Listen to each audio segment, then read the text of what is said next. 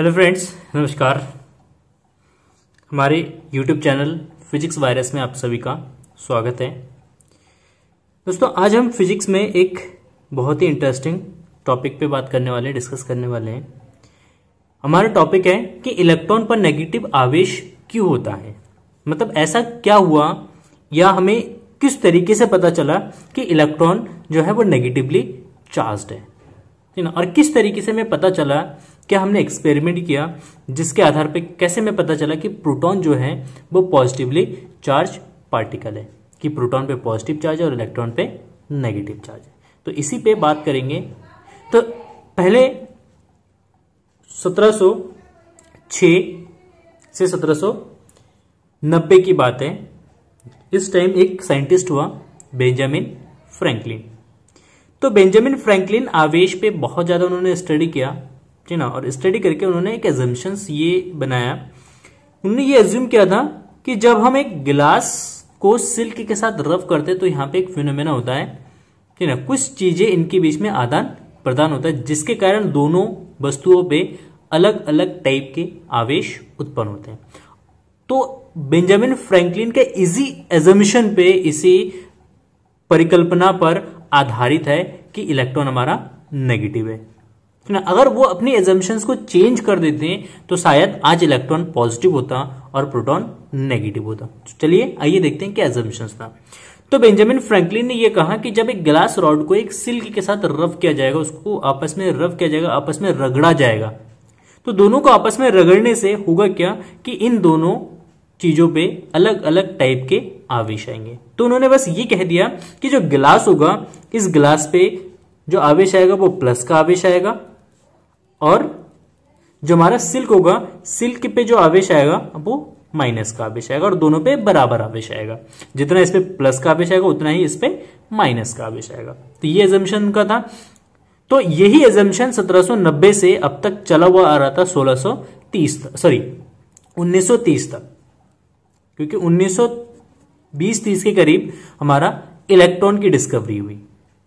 किसकी? इलेक्ट्रॉन की डिस्कवरी हुई। और 30 के बाद जाके हमने प्रोटॉन की भी डिस्कवरी करी, उसके बाद हमने न्यूट्रॉन की भी डिस्कवरी करी, उसके बाद हमने एटम की हमने परिकल्पना करी कि एटम के अंदर कैसा कैसा क्या चीज होता है। वो चीज हम एटम में पढ़ते हैं, उसकी हम डिस्कस यहाँ पे नहीं करेंगे।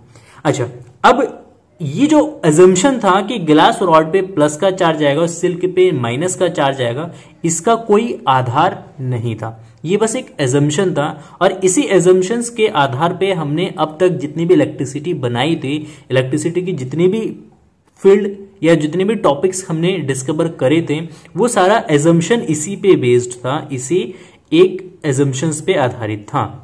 मतलब जितना भी हमने इलेक्ट्रिसिटी में अब तक स्टडी कर चुके थे, उसका आधार क्या था? ये आधार था कि गिलास को सिल्क के साथ रब करने पे गिलास पे पॉजिटिव आएगा और सिल्क पे नेगेटिव आएगा। तो अब यहां पे ये नहीं बताया बेंजामिन फ्रैंकलिन ने कि गिलास पॉजिटिव ही क्यों आएगा और सिल्क नेगेटिव ही क्यों आएगा, ये इसका कोई आधार नहीं था। तब ये माना जाता था कि जब इन दोनों को आपस में रगड़ते हैं तो कुछ फ्लूइड नामक ऐसी कोई चीज होती होगी जो एक वस्तु से दूसरी वस्तु में ट्रांसफर हो जाता है। जिस वस्तु में उस फ्लूइड की अधिकता होती है वो नेगेटिव, और जिसमें कमी होती है वो पॉजिटिव। इस तरीके का एजम्पशंस उन्होंने लगाया।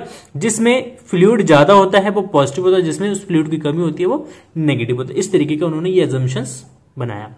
लेकिन बाद में जब हमने इलेक्ट्रॉन, प्रोटॉन और न्यूट्रॉन की डिस्कवरी कर ली, तब हमें पता चला कि जब दो वस्तुओं को आपस में रगड़ा जाता है तो रगड़ने से उनके बीच में क्या होता है कि एक वस्तु ये है, एक वस्तु ये है। जब इन दोनों वस्तुओं के बीच में आपस में रगड़ा जाता है तो रगड़ने से क्या होता है, एक ऊष्मा उत्पन्न होती है थोड़ी सी। जैसे हाथ को रगड़ते हैं तो आपको पता है गर्माहट सी महसूस होती है। तो जब दोनों वस्तुओं को आपस में रगड़ा जाता है तो एक थोड़ी सी हीट प्रोड्यूस होती है, और उस हीट की वजह से एक वस्तु के आउटरमोस्ट ऑर्बिट में जो इलेक्ट्रॉन होते हैं, एटम के आउटरमोस्ट ऑर्बिट में जो इलेक्ट्रॉन होते हैं, वो इलेक्ट्रॉन एक वस्तु से दूसरी वस्तु में चला जाता है।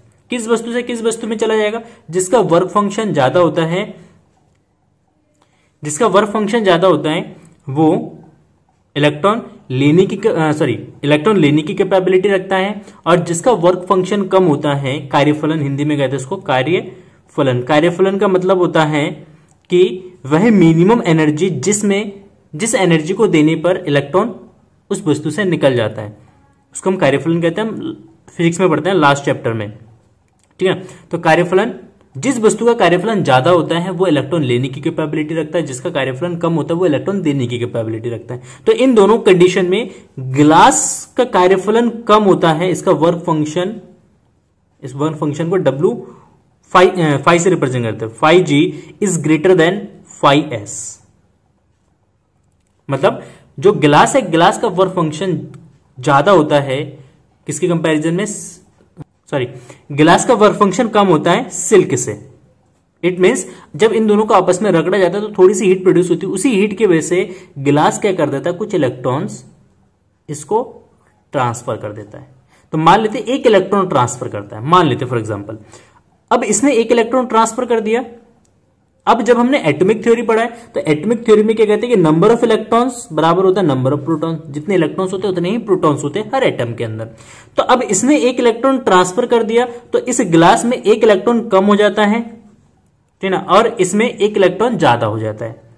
अब यहां पे बात आती है बेंजामिन फ्रैंकलिन की जो एजम्पशन था कि ग्लास का रॉड पॉजिटिव होगा, तो इसका मतलब एक इलेक्ट्रॉन इसने दे दिया तो पहले इस पे जीरो चार्ज था, न्यूट्रल था, लेकिन एक इलेक्ट्रॉन जैसे दिया इसने ट्रांसफर कर दिया तो इस पे जीरो से चार्ज हो गया प्लस में, तो इसका मतलब इसने कुछ नेगेटिव चीज अपने में से एमिट किया होगा।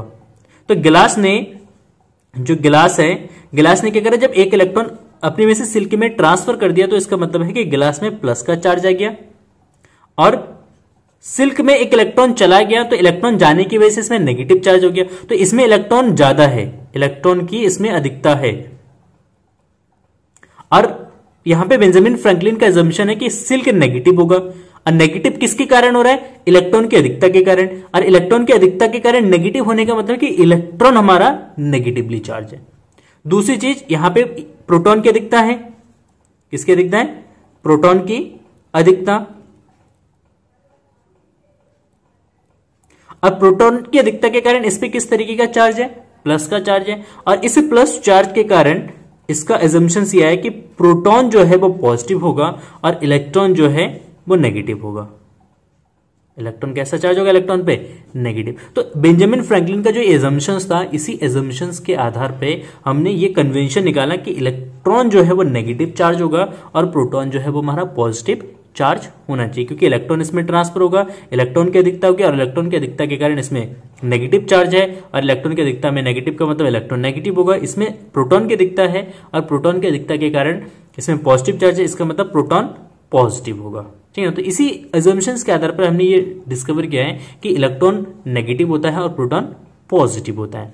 नेक्स्ट वीडियो में हम बात करेंगे कि न्यूट्रॉन न्यूट्रल क्यों होता है, न्यूट्रॉन पे नेगेटिव मतलब जीरो चार्ज क्यों होता है, ये उदासीन क्यों होता है, उस पर हम डिस्कस करेंगे। तो उस वीडियो को नोटिफिकेशन पाने के लिए आपको फिजिक्स वायरस चैनल को सब्सक्राइब करना पड़ेगा।